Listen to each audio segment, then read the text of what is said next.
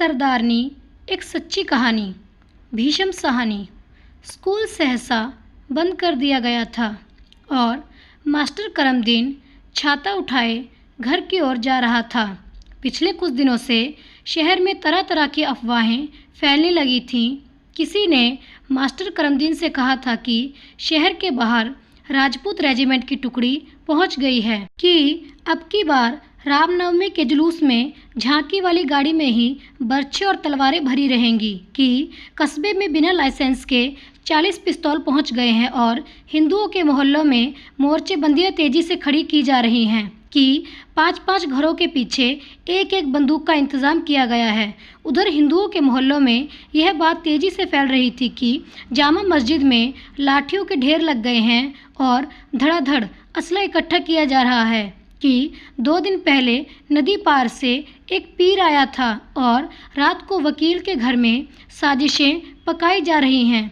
इन खबरों को भला कौन झुठला सकता था। देखते ही देखते शहर में तनाव बढ़ने लगा था। मुसलमानों ने हिंदुओं के मोहल्लों में जाना छोड़ दिया और हिंदू सिखों ने मुसलमानों के मोहल्लों में। कोई खेमचे वाला या छाबड़ी वाला फेरी पर निकलता तो दिन डूबने से पहले घर लौट आता। शाम पड़ते पड़ते ही गलियां और सड़कें सुनसान पड़ने लगीं। एक दूसरे से फुसफुसाते 2-2, 4-4 लोगों की मंडलियां किसी सड़क के किनारे या गली के मुहाने पर खड़ी नजर आने लगी थी। तनाव और दहशत यहाँ तक फैल गई कि कहीं कोई तांगा या छकड़ा भी तेजी से भागता नजर आता तो लोगों के कान खड़े हो जाते और दुकानदार अपनी दुकानों के पल्ले गिराने लगते। झरोकों से अधखुले दरवाजों के पीछे घूरती आंखें तैनात हो जातीं। यह ऐसा वक्त था कि अगर किसी घर के चूल्हे से चिंगारी भी उड़ती तो सारा शहर आग की लपेट में आ सकता था।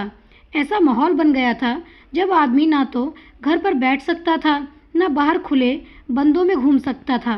वह केवल अफवाह सुन सुनकर परेशान हो सकता था।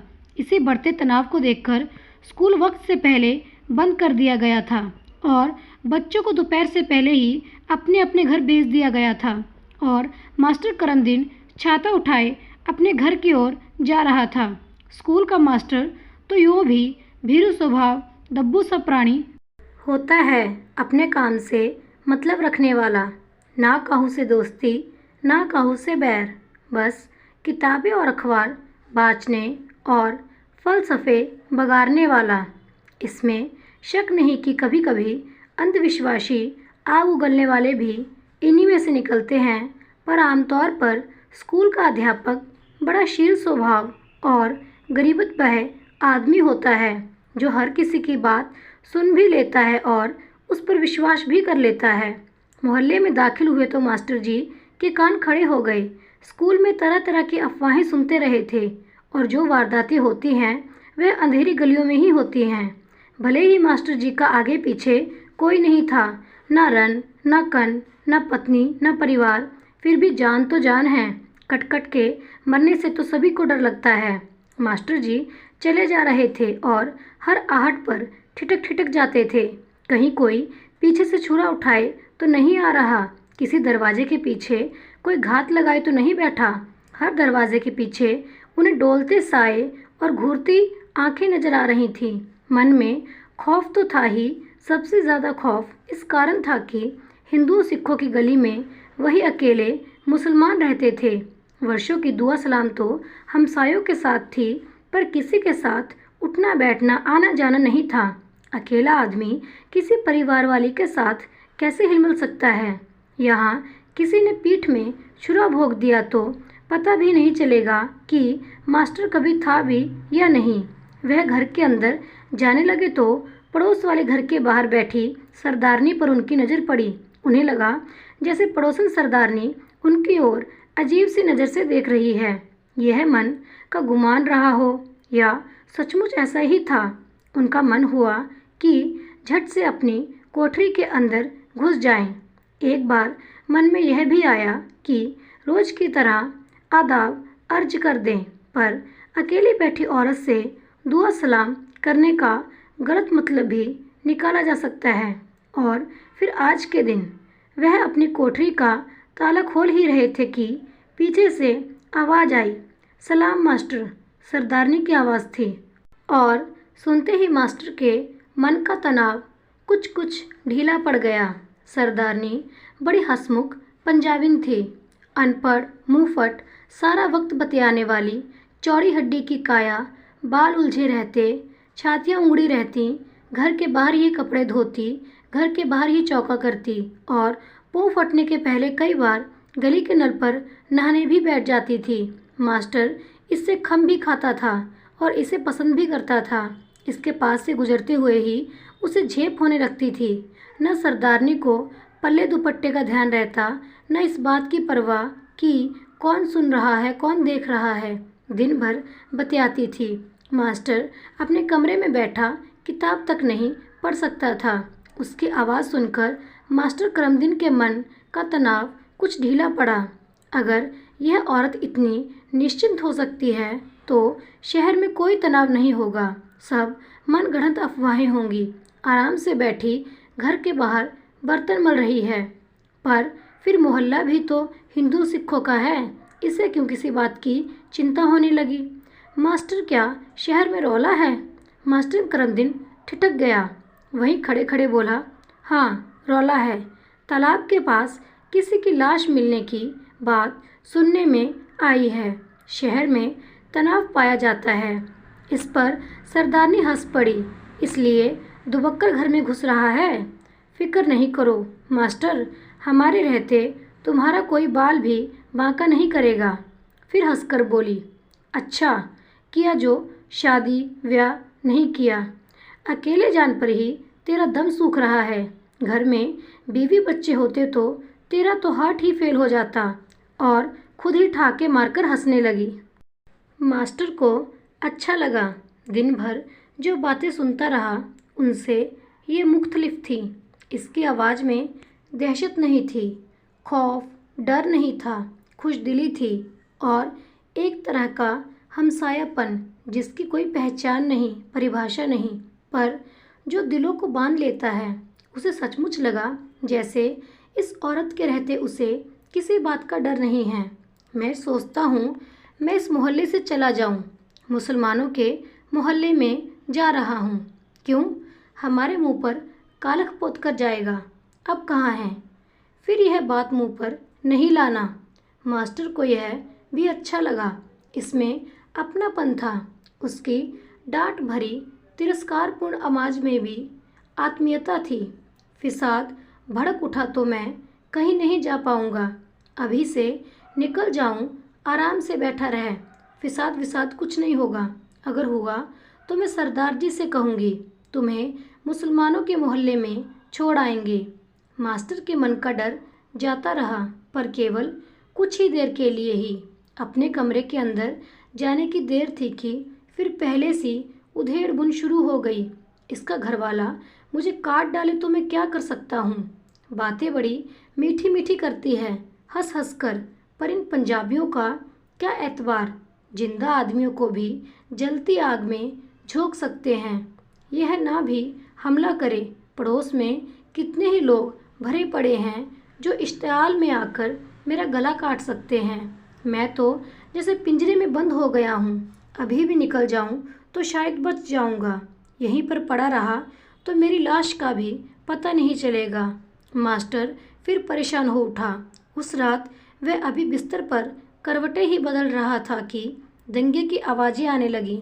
गहरे अंधेरे को चीर चीर कर आती हुई नारों की आवाज़ें, हर हर महादेव, और दूर, बहुत दूर, शायद मस्जिद शरीफ के पास से अल्लाहू अकबर की आवाज़ें, और भागते कदमों की, और छतों पर खड़े लोगों की। मास्टर का तन बदन पसीने से तर हो गया। अब वह निकलकर कहाँ जा सकता है? केवल मौत के मुंह में ही जा सकता है। उसे लगा जैसे किसी बाजार में आग लग गई है और जैसे उसके अपने कमरे की दीवार पर उस आग की अस्थिर सी लौ नाचने लगी है। हर बार कोई शोर सुनाई देता तो उसे लगता जैसे आवाज़ उसी के घर की ओर बढ़ती आ रही है। रात भर त्रास और घृणा में भागते कदमों और चिंगाड़ते दानवों की आवाज़ें उसके कानों में पड़ती रहीं। मास्टर ने रात बैठकर काटी। उसे डर था कि अभी किसी कुल्हाड़ी का वार उसके दरवाजे पर पड़ेगा और उसका काम तमाम कर दिया जाएगा। कल शाम उस पंजाबिन की बातों में आ गया, वरना निकल जाता तो बच जाता। आखिर किसी जंतु जैसे अंधियारी रात का हाफना बंद हुआ और प्रभात का झुटपुटा खिड़की रोशनदान में से झांकने लगा। तब कहीं मास्टर को झपकी आई और बैठे बैठे ही बिस्तर पर लुढ़क गया। पर कुछ ही देर बाद वह हड़बड़ाकर जागा। नींद की झोंक में उसे लगा था जैसे मोहल्ले के कुछ लोग चलते हुए उसके घर के सामने से गुजरे हैं और एक ने कहा है, यहाँ रहता है एक मुसल्ला। जवाब में किसी ने कहा है, नोट कर लो, और फिर आगे बढ़कर दरवाज़ा तोड़ने लगा है।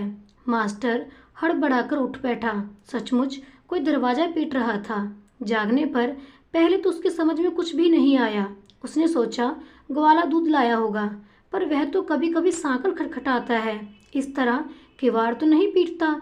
तभी बाहर से आवाज़ आई, ओ मास्टर, खोल दरवाज़ा। सरदारनी की आवाज़ थी। मास्टर इस वक्त इतनी यातना भोग चुका था कि उसका मस्तिष्क जड़ हो चुका था। चेतना का कहीं कोई स्फुरन शेष नहीं रह गया था।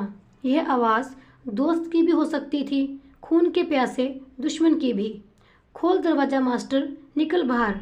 मास्टर ने अल्लाह का नाम लिया और दरवाज़ा खोल दिया। सामने सचमुच सरदारनी पड़ोसन खड़ी थी और उसके हाथ में चमचमाती कटार थी। लंबी चमचमाती फल वाली कटार, जिस पर से अभी लाल खून नहीं चू रहा था। मास्टर को काटो तो खून नहीं, उसका चेहरा पीला पड़ गया था और माथे पर ठंडे पसीने की परत आ गई। क्या हुक्म है बहन? उसने धीमी सी आवाज़ में कहा। निकल आओ बाहर। मास्टर को यकीन नहीं हुआ कि यह वही औरत थी जो कल शाम हंस हंस कर बातें कर रही थी और अपने कमरे में आराम से पड़े रहने का आश्वासन दे रही थी। जिंदगी में वही लोग सबसे ज़्यादा धोखा दे जाते हैं जिन पर इंसान सबसे ज़्यादा विश्वास करता है। मास्टर अपने 2 कपड़ों में ही नंगे पांव बाहर निकल आया। चलो मेरे साथ। मास्टर चुप रहा। कहाँ चलूँ इसके साथ? शायद किसी दीवार के पीछे, जैसे लोग दीवार की ओट में मुर्गी काटते हैं या फिर बकरा जबा करते हैं। चलो मेरे साथ, उसने कहा और मुड़ पड़ी। मास्टर नंगे पांव उसके पीछे हो लिया। अनजाने में ही उसके हाथ पीठ पीछे बंध गए, जैसे सूली पर चढ़ाए जाने वाले लोगों के बन जाते हैं। सरदारनी चौड़ी काट की थी। उसकी सलवार के चौड़े चौड़े पोंचे जमीन पर सदा घिसटते रहते थे और इस समय भी घिसट रहे थे। बालों की लटें कंधों पर झूल रही थीं। 30 और 40 के बीच की रही होगी सरदारनी। उसने कुछ नहीं बताया कि वह कहाँ जा रही है। मास्टर ने नहीं पूछा कि वह उसे कहाँ ले जा रही है। नंगे पांव वह उसके पीछे चलता जा रहा था। ढीलम ढालम औरत सड़क के बीचों बीच चलती हुई मोहल्ले के बाहर पहुंच गई। तभी सहसा सामने उसे गली के सिरे पर डोलते साए नजर आए। कुछ आदमी मुश्के बांधे हाथों में बर्छे और लाठियां उठाए खड़े थे। मेरा वक्त आ गया, मास्टर ने मन ही मन कहा और उसके मन में स्थिरता सी आ गई। अब कुछ नहीं हो सकता, मैं धोखा खा गया हूँ। अब कुछ नहीं हो सकता, मुझे पनाह की ज़रूरत थी, यह मुझे घर के बाहर घसीट लाई है। अब कुछ नहीं हो सकता। मास्टर के जहन में ये शब्द बार बार कौंध रहे थे और उसके शरीर में बहता खून पानी में बदल रहा था। पाँव बार बार लरच जाते थे। आदमियों की गांठ आगे की सरक आई थी। मुश्कों के पीछे आंखों की जोड़ियां, हाथों में बर्छे। उन्होंने मास्टर की दाढ़ी से ही अपना शिकार पहचान लिया था और आगे बढ़ आए थे। सरदारनी खड़ी हो गई, अपनी कटार अपने सामने करके ऊंची आवाज में बोली, यह गुरु गोविंद सिंह की तलवार है, तुम्हें जान प्यारी है तो सामने से हट जाओ। सरदारनी ने ललकार कर कहा था। उसकी पीठ पीछे खड़ा मास्टर पहले तो समझ नहीं पाया, फिर सदबद सा खड़ा रह गया। मुश्के बांधे आदमियों का टोला टुनवर चट्टान की तरह सामने खड़ा था। मास्टर को मानो मालूम हुआ जैसे वह निर्णायक क्षण आ पहुंचा। वही निर्णायक क्षण जब जीवन की गति थम जाती है और सारा संसार चित्रवत नजर आने लगता है। शताब्दियों लंबा क्षण, ऐसा क्षण जब सब कुछ सपने जैसा लगने लगता है, पर यह सपना नहीं था, जीवन का दारुण सत्य था। सरदारनी चिल्ला रही थी, आगे से हट जाओ, यह गुरु महाराज की तलवार है। आदमियों की गांठ में से पीछे से आवाज आई, यह मुसल्ला तेरा क्या लगता है, इसे कहाँ ले जा रही है? पर मास्टर ने देखा जैसे किसी दीवार में सहसा दरार पड़ जाए ऊपर से नीचे तक, वैसे ही बर्छे भाले वालों की चट्टान बीच में से फट गई। काले काले से जैसे दो टुकड़े हो गए और बीच में से रास्ता खुल गया। दूसरे क्षण सरदारनी अपनी उस छोटी सी कटार को अपने सामने उठाए हुए पहले की तरह ही आगे बढ़ रही थी। उसके बाद मास्टर को कुछ मालूम नहीं रहा कि वे कहाँ गए, किस गली में घुसे, किस किस रास्ते से आगे बढ़ने लगे। उनकी टांगों में ताकत आ गई थी और सिर अपने आप झुक गया था और सरदारनी के पीछे वह चुपचाप आगे बढ़ता जा रहा था। वे जिस गली में घुसे वह गली लंबी थी। रास्ते और हर मुहाने पर, सड़क के हर नाके पर बरछे भाले उठाए हुए शिकारी रास्ता रोक लेते थे और एक नहीं 3 जगह पर सरदारनी गिर गई थी। एक घर पर से तो किसी ने पत्थर भी फेंका था। कई बार माँ बहन की गालियाँ और भयानक धमकियाँ भी सुनने को मिली थीं। पर गुरु महाराज की कटार, जो वास्तव में लंबे फल वाले चाकू से ज़्यादा नहीं थी, वह सचमुच उस सरदारनी के हाथ में निहत्तों की रक्षा करने वाली, निसहाय लोगों का त्राण, अन्याय के विरुद्ध सहस्त्रों बरछों भालों को काट गिराने की क्षमता रखने वाली कटार, जैसे वह चलेगी तो उसमें से बिजलियां फूटेंगी और आतताइयों के हाथ से उनके बरछे भाले गिर पड़ेंगे। देवियां और क्या होती होंगी, मास्टर सोच रहा था।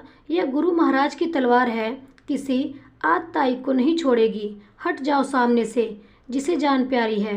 मास्टर मुसलमानों के मोहल्ले में पहुंच चुका था। जब सरदारनी का धमकता हुआ चेहरा मास्टर को देखने को मिला, गंभीर कठोर, जैसे चट्टान में से तराशा गया हो। जाओ मास्टर, उसने कहा और उन्हीं कदमों अपने मोहल्ले की ओर लौट पड़ी। फसाद की आग धू धू करके बहुत दिनों तक जलती रही। बसा बसाया नगर मसान जैसा बन गया। बुनकरों के करघे जल गए, मंडी जल गई, अनगिनत दुकानें लुटी गईं। आग के शोले आसमान को छूते थे। कितने ही लोग मारे गए, पर धीरे धीरे लोगों को होश आया। दुःस्वप्न टूटा, कुछ जुनून उतरा, पर अभी तक लोगों को मालूम नहीं हो पाया था कि यह क्यों हुआ और किसने करवाया। तभी नेता लोग भी पहुंच गए। बरसात के बाद जैसे कुकुरमुत्ते उग जाते हैं, हर फसाद के बाद लीडर लोग पहुंच जाते हैं। लीडर पहुंचे, अखबार निवास पहुंचे, फोटोग्राफर पहुंचे।